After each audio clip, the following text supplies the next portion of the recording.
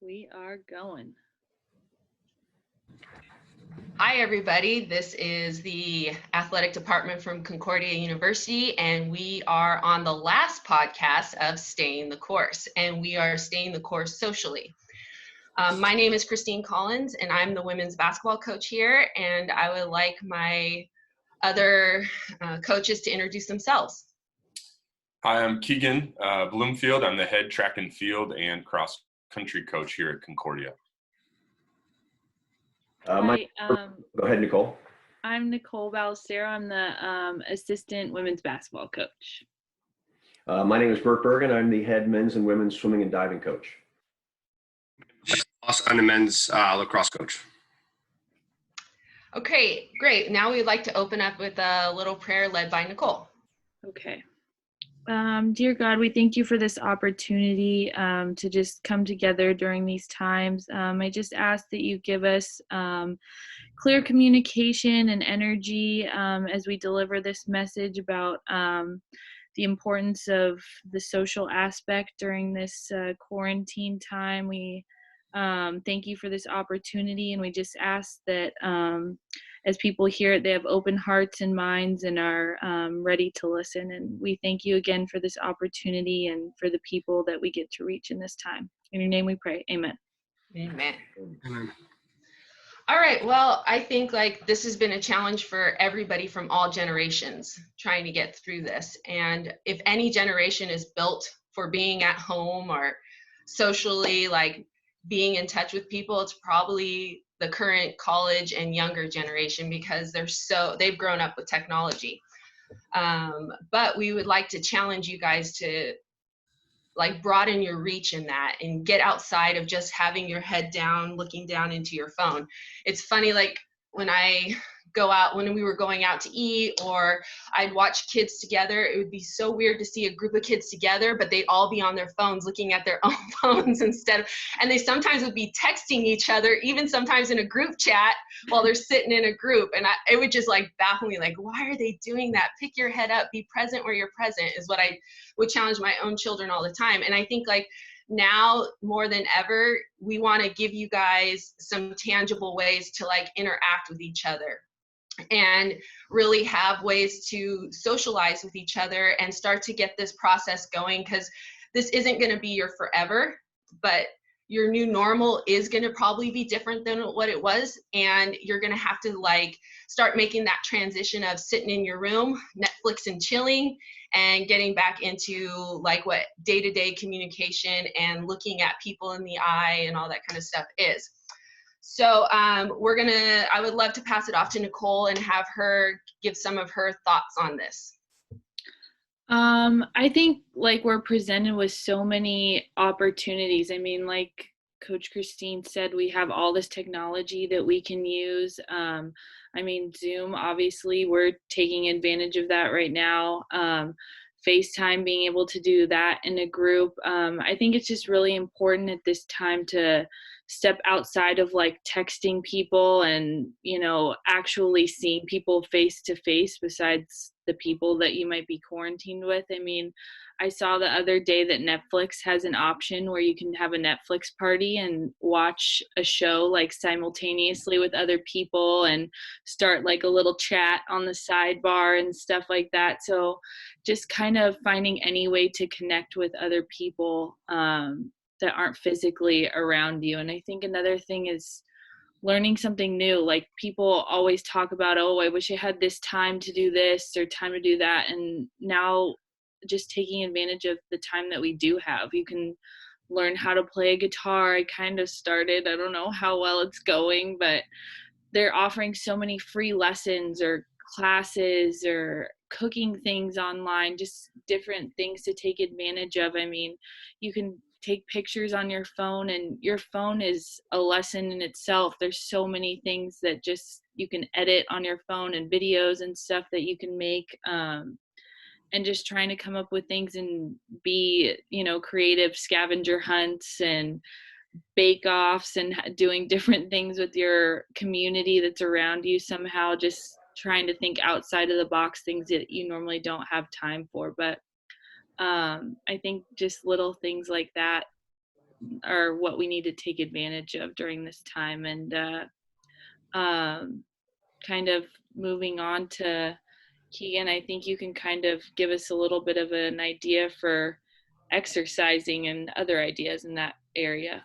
And how we can like pull this all together with other people. Like when you talked about the Netflix thing, like I have 2 teenagers right now and they're obsessed with binge watching. And they love to like break down conspiracy theories and like who's going to get with who next, or like who's going to get killed on this backside. And I challenge them all the time, like, you and your friends need to write down your conspiracy theories, have a Zoom, go at each other and predict the next episode. And they've done that. And it's been a way that they can actually interact with their friends face to face with a project and then still like use thought process and stuff in it. Yeah, as I considered this, like, how do we stay social? How do we, continue to be interactive? It's obviously very clear to all of us now, and whatever week of quarantine this is, we're built to be in community. Like we're built to connect with people, and within that connecting with people, I know every single one of the coaches in this, and every coach really at Concordia is competitive. And so I think just the exercising can really pull together a lot of different facets of who we are, and kind of what we need socially. As the track and cross country coach, of course, my, first thing is like, go on runs with people, but running is not, most people's favorite thing to do. I understand that, but it is something you can continue to do. Track and field and running is something that's fairly socially distanced anyways. Where if you're, around people in the same county, that kind of thing, you can do some running and some hiking, but just challenges, like be competitive. I grew up playing basketball, and like, how can I, we can videotape how many free throws can you make in a minute, right? And then you send that along to your group chat, whether you're a swimmer, a basketball player, a track runner, whoever, right? We can all shoot free throws. There's basketball hoops available to us everywhere.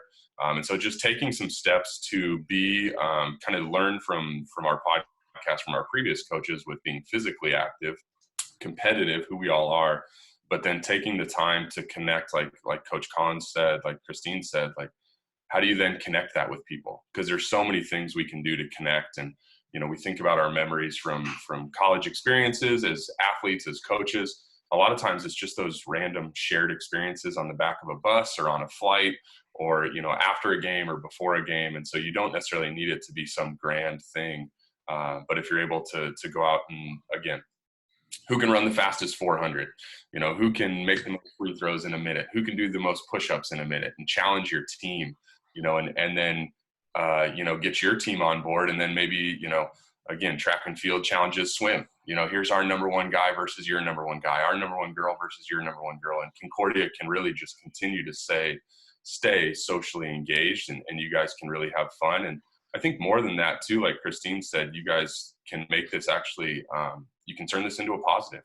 You can use this as a time where maybe sports wouldn't have gotten to know each other, and through some of these, social distance exercising challenges, competitions, you can really get to know other teams, and we can become a bigger and better family, at Concordia. So definitely tons of ideas, within different sports, within different, random things that you can do outside, and still stay safe, but also continue to challenge friends. So hopefully that kind of spurs something on for you. I know we can now kind of take a look back, and Jesse can talk a little bit about what's really been happening since this all started. Yeah, I mean, it's hard. There's so much information out there, and it's tough to figure out what information is correct. And it doesn't seem like anyone really knows exactly what the next steps are going to be in all this. And, I think the good news is with our athletes is we're built for this, right? We're built as athletes to handle these situations, right? To overcome and adapt and be flexible. And, I liken it to a bad quarter in a game or a bad game in a season, right? You got to be able to kind of overcome and adapt and handle what comes next. And I would challenge everyone to be the guy in your family or in your friend group that you would want on your team, right? There's someone that's going to be positive, that's going to be a rock solid person, strong in their faith, that's going to get through this and be, the person that's going to help them get through, and be able to be that for them. Yeah, I definitely think like if you think back to when all of this started happening at the end of February, beginning of March, like it's crazy to see how far we've even progressed from there. Like basically everything was drastically cut off. There's no toilet paper on the in the any of the stores anymore and stuff like that. And now I go into the grocery store and things are starting to settle, and people, like I work out every day in my garage. My garage door is open, and I love watching the people that walk by, and they're just so happy to see people. You know, people are craving interaction right now, and so many will just stop and stop and talk to me, which before that never happened. People were just going about their business and stuff. And when we start to ask our kids to challenge each other and challenge themselves, and like to find different ways to get better at their skill in a different sport, like I feel like those kids that really have played more sports are usually better at the sport they focus on, right? Because their body movement's better, their connectiveness of their upper body to their lower body is usually really good. And like that's probably one thing I've even challenged my team, like you guys have to start connecting your bodies. Like how can you do that? And I said, start looking into dance fitness. There's so many. I have a former player that came and led a dance fitness class here, and it was hilarious watching my girls trying to twerk the upper part of their body and connect it with the lower part of their body. There wasn't a whole lot of success, but like these are people are having Zooms and they're having it on IG. And I even tell my girls, hey, why don't one of you guys like choreograph one and have the whole team do it and just like pass it off until you can all like figure it out. And your level of fitness is going to get better, but so will your level of movement.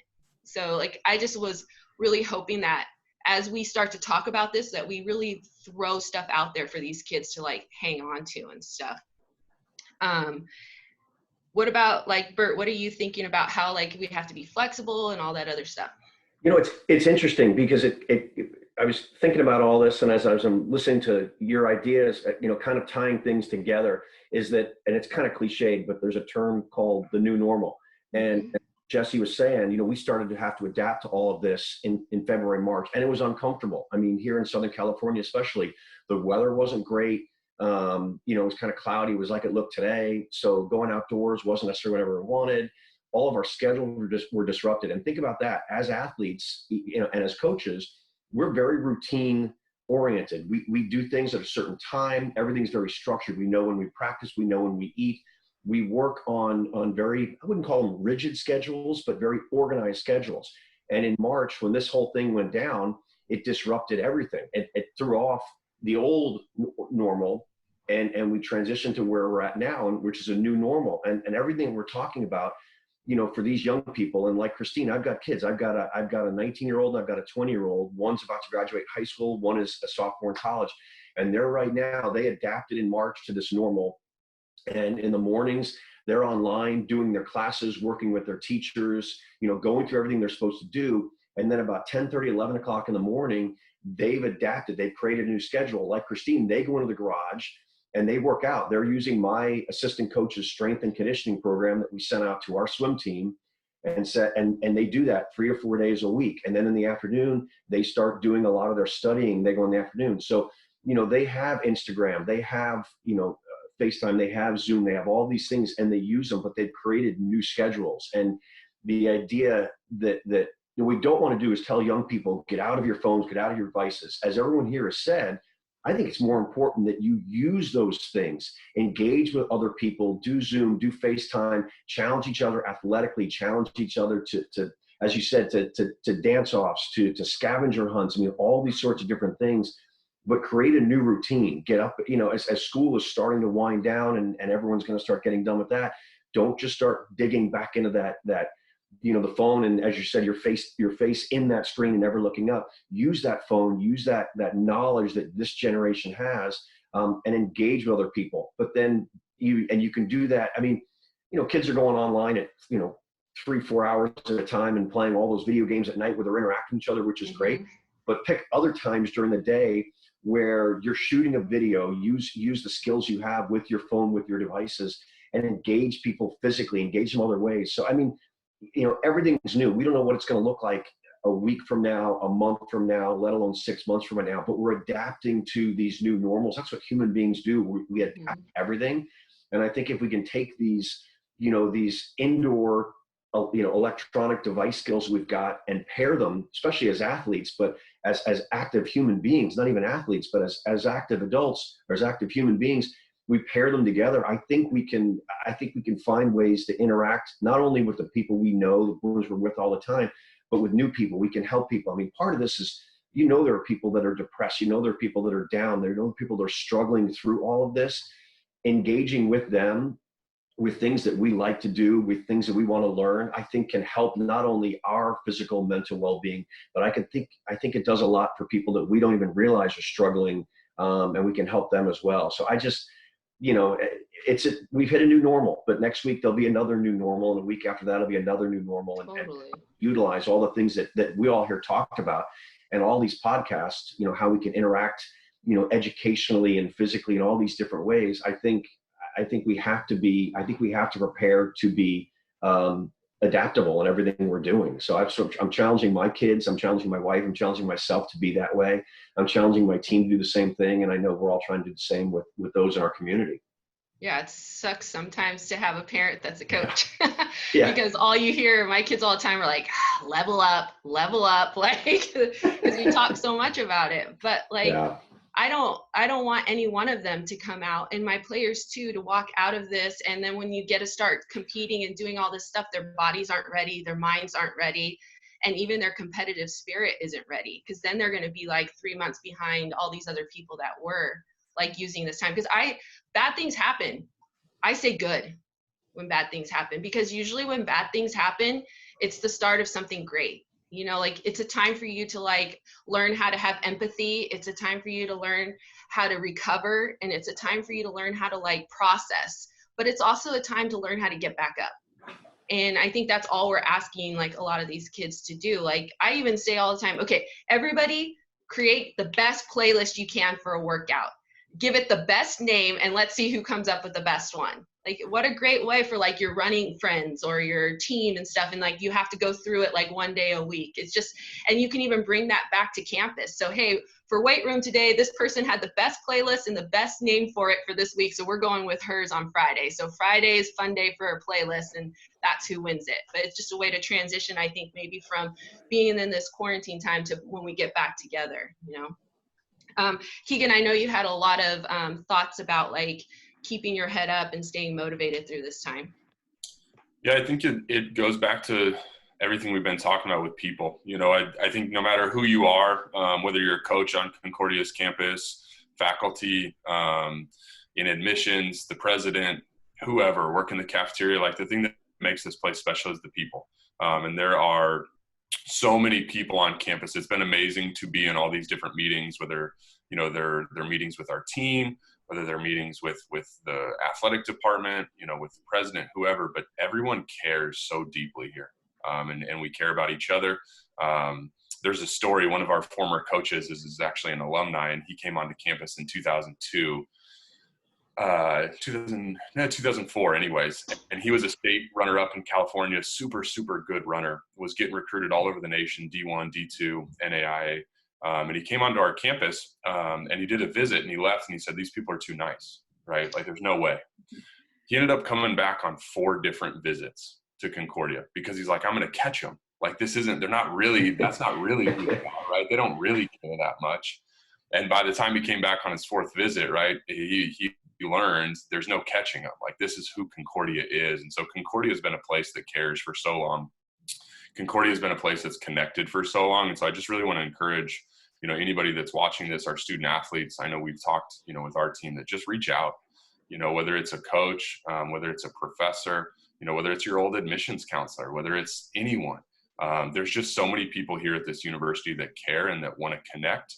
And we're so blessed to work here, to be a part of the Concordia Eagle family. And so I just want to make sure everyone knows that there's just so many open phone lines, there's so many open text message, opportunities, Zoom calls, whatever it is. But this place just cares, and it's been so fun, in the midst of so much negative. One of the big positives for me is just seeing our Concordia family, our coaches. We've all just opened up, and we want to be here for our student athletes and really for anyone. And so just all the student athletes and anybody that's watching, just reach out, stay connected, and anytime, you know, you're feeling down, and you don't have to wait, you know, and anytime you can reach out and talk with us. So staying socially connected is important. I mean, that's who we were created to be by God, is being community. So know that if you're watching. That is probably right on, as you can say. Like, I love the energy here. You know, I think all of us have played at different levels, and all of us have coached at different levels. And I think we found something special here. Like, just as a coach, looking up into the stands and seeing your president cheer wildly with his hands up when one of your players have hit a 3-pointer and he's going like all in, you know, and watching, like, we had some water polo players be our practice guys last year, and they would just sit at the opposite bench and just heckle the other team, and they knew the scout report, and they were just so into it. And I just couldn't get past like how great everybody, all the athletes were for each other, you know. And I think that that's not fake, that that's a genuine thing. Like, we're all here to find joy, and we're all here to like be connected, because that's what human beings crave. And I think being able to reach out is a huge thing. Nicole, do you have anything you wanted to like add? Yeah, I mean, I think I would just say, like, take the time to reach out to people. I mean, we're talking about, you know, reaching out to others, and if you haven't heard from one of your teammates in a little bit, like, take the first step. Like, some people might not know how to, and it's hard to ask for help sometimes, and it's hard to admit that you're struggling. But I think that like Jesse said, we're built for this. We are leaders, and we are people that are able to adapt and figure out tough situations on the fly. I think just using those skills and making sure that, you know, we're checking in with our people and using all these gifts that we've been given, and just also making sure that you're giving grace with people and yourself. And not every day is going to be, you know, ideal. You're not going to learn a new skill every day. You're not going to want to reach out to someone every day, but just kind of knowing that we're all navigating this together, and we're all staying in that fight together. That's what's going to get us to each new normal that is going to happen every day, every week, every month. And I think that's just something really important to remember throughout this time. Jesse, do you have anything that like motivates you or gets your guys going, or how you like to socially make sure they're connecting? Yeah, so we've been doing a bunch of stuff. Obviously, with school finished, we're done with our study hall, but we're still meeting once a week. We watch half of a game, not our game, so there's no coaching, critiquing involved. Just a great college game. We watched a game from 1989 a couple weeks ago that I've never seen before, and it was one of the best games I've ever played. And it's pretty cool for them to see and connect with a lot of the guys that, you know, they've heard of in the, you know, sport of lacrosse. And we also play on Zoom. We'll play Pictionary. Did Two Truths and a Lie. We did Psych, which is a fun one. I don't know if you guys have seen that one. What is that? Give us a little bit of that, so that way maybe other teams can take it.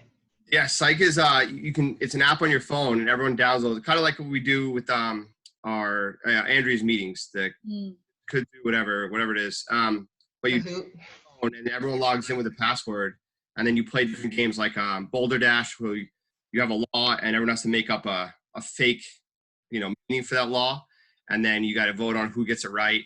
They do one where it's like, if Johnny was a pirate, what would his pirate name be? And everyone has to kind of put one in, and everyone just kind of, you know, whoever gets the most points for making people laugh gets it. And it's just a really fun way. We spend about 30 minutes doing that once a week, and the kids love it, and they connect. And, you know, a lot of times they'll be like, hey, coach, you know, can we keep playing after our time's up? And so that's been a really good way we connect. And, you know, kind of what Keegan said with the competition, but, you know, use social media for your advantage, right? I think for me, I've sent out my guys out to workouts, and I've actually sent a couple of videos of me doing the workouts, you know, and I look like I'm about to die, but at that point, oh crap, the coach is doing, I better do it, right? And then they're sending me a video, hey coach, I did that workout, it was killer, you know, and it just gets the ball rolling and helps people feel comfortable with this new normal. So use the social media to your advantage.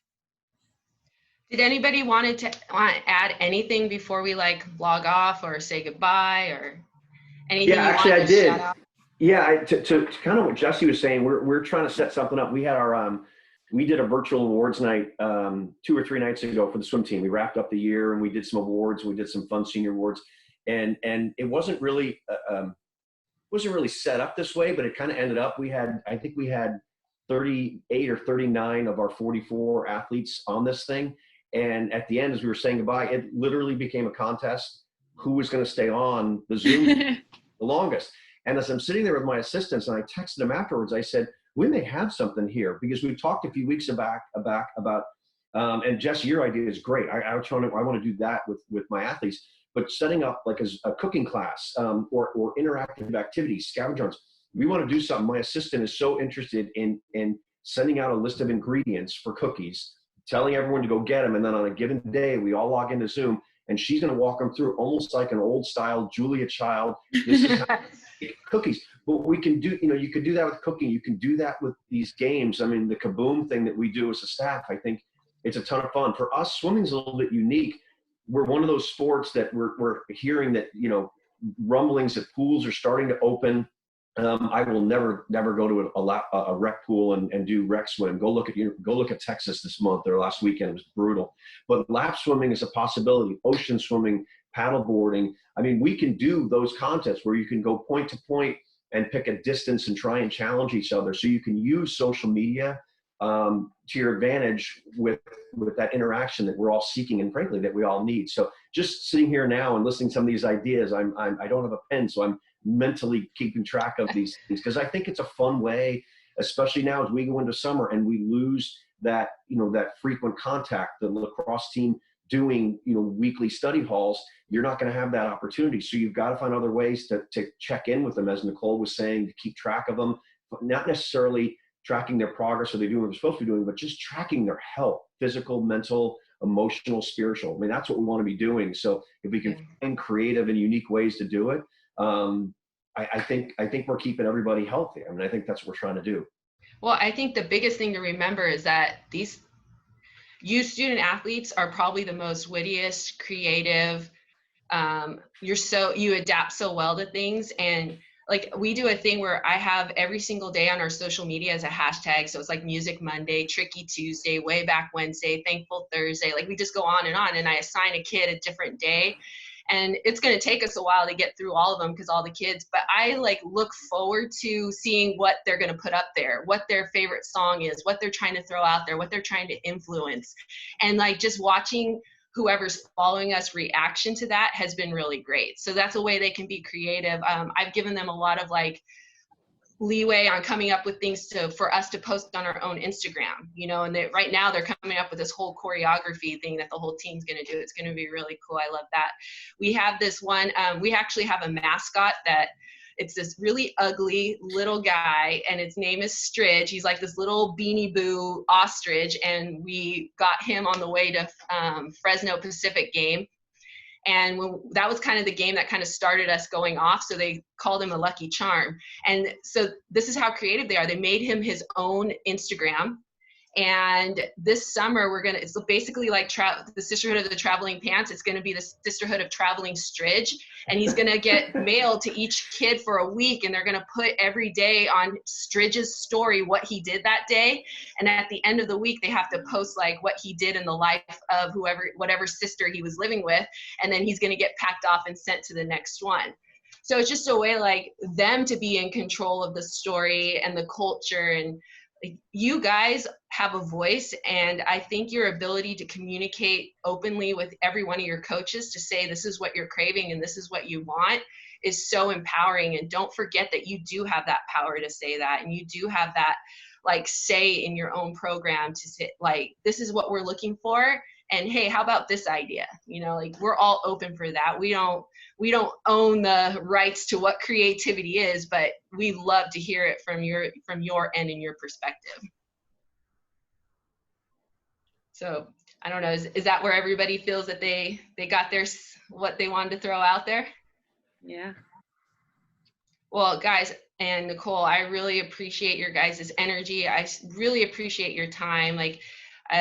Concordia, like Keegan has said, is a very special place, and it really starts by watching these podcasts. And if anybody out there wants to reach out for more ideas or anything, you can email. We're so easy to find via the website. You can email any one of us, and we'll even converse with our teams about other ideas with them for you guys. But stay in the fight. That's what I tell my girls all the time. Bad things happen, but when you stay in the fight, the recovery is so much quicker. don't lay down, get back up. We're all in this together. Thank you guys so much. I appreciate you, and have a good rest of your day. You too. Happy Mother's Day. Hey Thanks, guys. guys. Happy Mother's Day.